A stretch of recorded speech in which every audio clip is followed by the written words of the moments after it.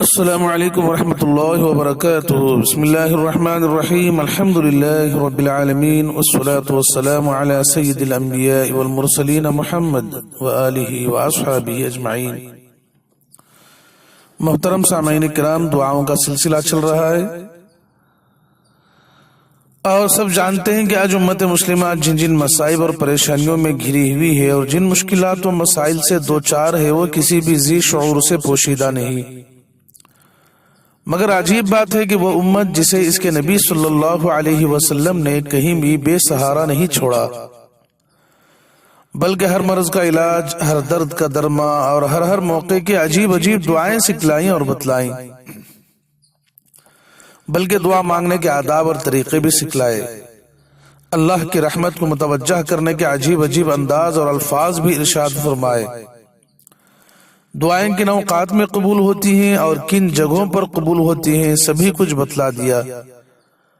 مگر امت کا حال یہ ہے کہ امت اپنے مصائب کو دور کرنے کے لیے تمام ظاہری اسباب کو تو اختیار کرتی ہے،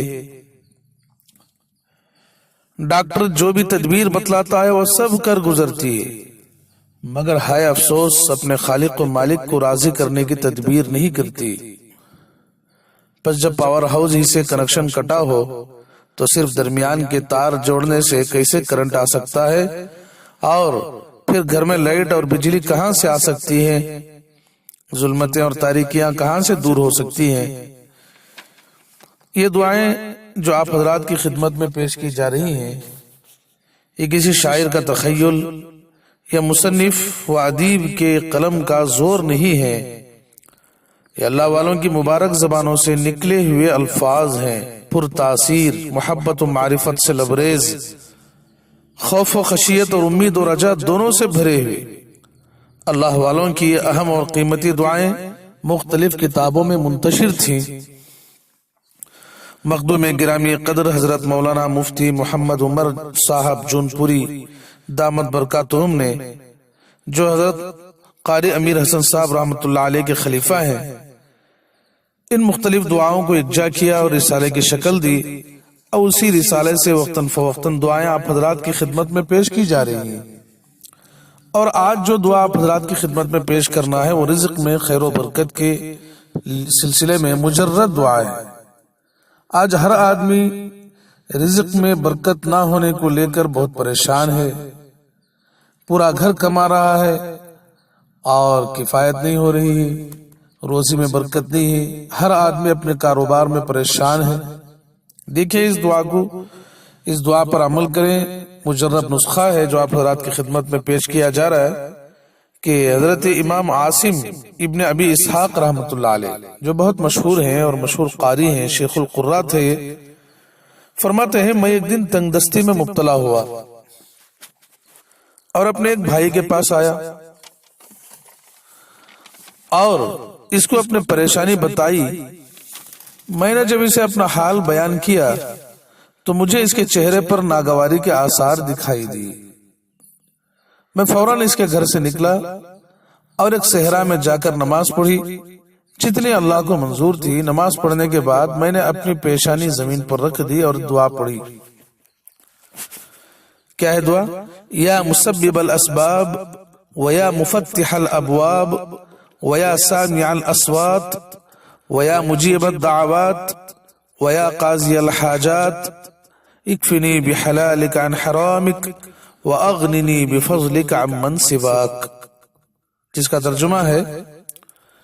اے اسباب کے مرتب کرنے والے، اے بند دروازوں کو کھولنے والے، اور اے فریاد کرنے والوں کی آوازوں کے سننے والے، اور اے دعاؤں کو قبول کرنے والے اور حاجتوں کو پورا کرنے والے، اللہ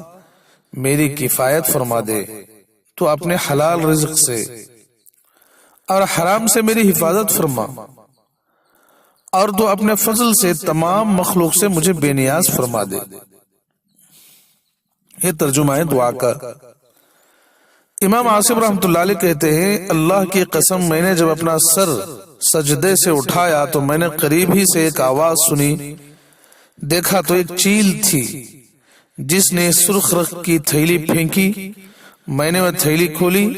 دیکھا تو اس کے اندر 80 دینار تھے اور روئی کے ایک ٹکڑے میں قیمتی پتھر لپٹا ہوا تھا۔ چنانچہ میں نے وہ قیمتی پتھر بہت زیادہ مال کے بدلے بیچا اور کچھ دیناروں سے ایک زمین خریدی اور اللہ کا شکر ادا کیا۔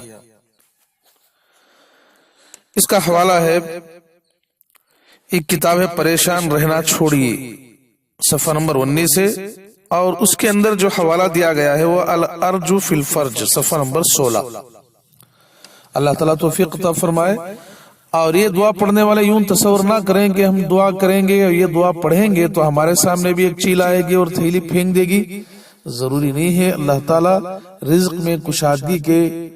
اسباب پیدا کرتے ہیں، چاہے جو بھی سبب ہو اللہ تعالیٰ رزق کشادہ فرماتے ہیں۔ بھروسہ اور اعتماد کر کے اس دعا کو اپنانے کی کوشش کریں، اس دعا پر جو اس دعا کا ورد رکھیں۔ اللہ تعالیٰ سے دعا ہے کہ اللہ تعالیٰ ہمیں توفیق عطا فرمائے۔ وآخر دعوانا ان الحمد للہ رب العالمین۔